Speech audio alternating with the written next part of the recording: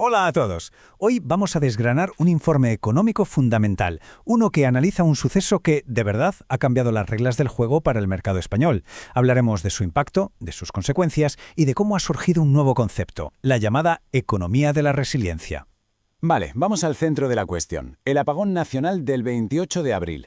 Y ojo, porque esto no fue un simple corte de luz. Pensemos en ello más bien como una prueba de estrés a escala nacional. Pero el dato que lo cambia todo es este. Fijaos bien, solo un 13% de los directivos pensó que era algo aislado, sin más. La gran mayoría lo tuvo claro. Esto no era una anécdota, era una advertencia en toda regla. Y justo por eso, porque se entendió como una advertencia, hablamos de un auténtico punto de inflexión. La clave no es el apagón en sí, sino lo que sacó a la luz, unas vulnerabilidades críticas que obligaron sí o sí a cambiar por completo la forma en que las empresas veían el riesgo operativo. Y la reacción del middle market español, fue inmediata y contundente. El gráfico habla por sí solo. Un brutal 86% de las empresas o ya ha reforzado sus protocolos o está en ello. De hecho, más de la mitad ya lo ha hecho. A ver, que quede claro, esto no es una reacción fruto del pánico, para nada. Es una movilización estratégica en toda regla. La resiliencia ha dejado de ser una opción para convertirse en una obligación. Bien, pasemos ahora a analizar la onda expansiva económica, porque claro, el impacto fue mucho más allá del corte de luz. Fue una especie de efecto dominó que afectó a los costes, a la inflación y, por supuesto, a la confianza de las empresas. La primera ficha del dominó fue directa y además estructural. Para asegurar que algo así no volviera a pasar, se tuvo que asumir un sobrecoste permanente de más de 500 millones de euros en el sistema eléctrico. ¿Y eso en qué se traduce para las empresas? Pues muy fácil, en una subida directa del 8% en el precio de la luz. Ahí tenemos uno de los grandes motores de la inflación. Y esa onda expansiva se ve perfectamente en este gráfico. Aquí se compara la preocupación por los costes de las empresas españolas con la media europea. Y mirad, es que la diferencia es muy clara. En costes de energía, materias primas, transporte, la presión para las empresas de aquí es bastante más alta. Y esto, insisto, no es una sensación, son los datos puros y duros. Entonces, la pregunta es, ¿cómo reaccionan las empresas a toda esta presión? Pues aquí está el dato clave.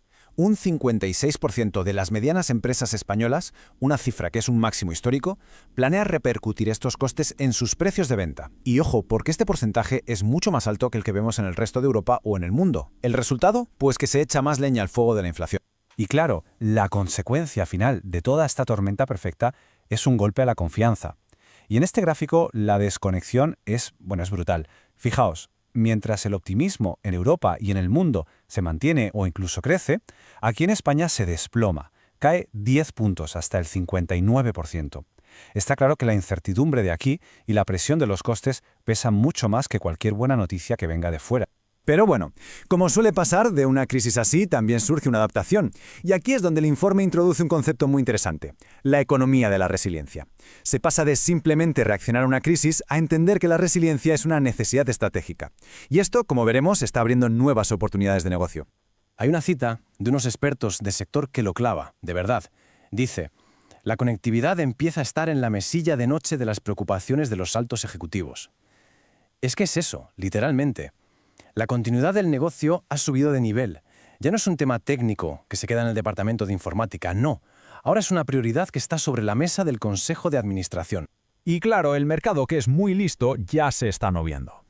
Un ejemplo clarísimo lo tenemos en Titan Connect de Telefónica. ¿Qué es esto? Pues una solución completa, pensada de principio a fin para garantizar que el negocio no se pare, con redundancia de red, con suministro de energía propio, con monitorización. Es básicamente la respuesta perfecta a esa nueva preocupación que tienen los directivos. Y esta nueva demanda no es un capricho, se basa en un cálculo de coste-beneficio que no deja lugar a dudas. Pensemos, el coste de tener el negocio parado para una pyme puede ir de los 5.000 a los 10.000 euros por hora.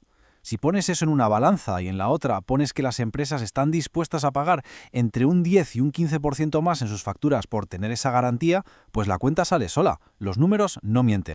Vale, con todo esto sobre la mesa llegamos a las conclusiones estratégicas. La pregunta es, ¿cómo se navega en este nuevo escenario? Pues el informe lo resume todo en varias ideas clave para quien tenga que tomar decisiones. Básicamente, todo este análisis se puede resumir en tres grandes realidades. La primera, que el riesgo operativo alto ya no es una excepción, es lo normal, hay que vivir con ello. La segunda, que la presión de los costes no es algo temporal, ha venido para quedarse y exija una gestión de los márgenes milimétrica. Y la tercera, que para mí es la más importante, la resiliencia ya no es un simple seguro por si acaso, ahora es una ventaja competitiva real, una que genera confianza. Y vamos a terminar con una pregunta estratégica que creo que lo cambia todo. Después de analizar todo esto, ¿la resiliencia es simplemente un gasto inevitable, una especie de impuesto que hay que pagar y punto? ¿O se ha convertido ya en la verdadera ventaja competitiva que marca la diferencia en este nuevo mercado? Yo creo que la respuesta que cada empresa dé a esta pregunta es la que va a definir quiénes serán los líderes del futuro.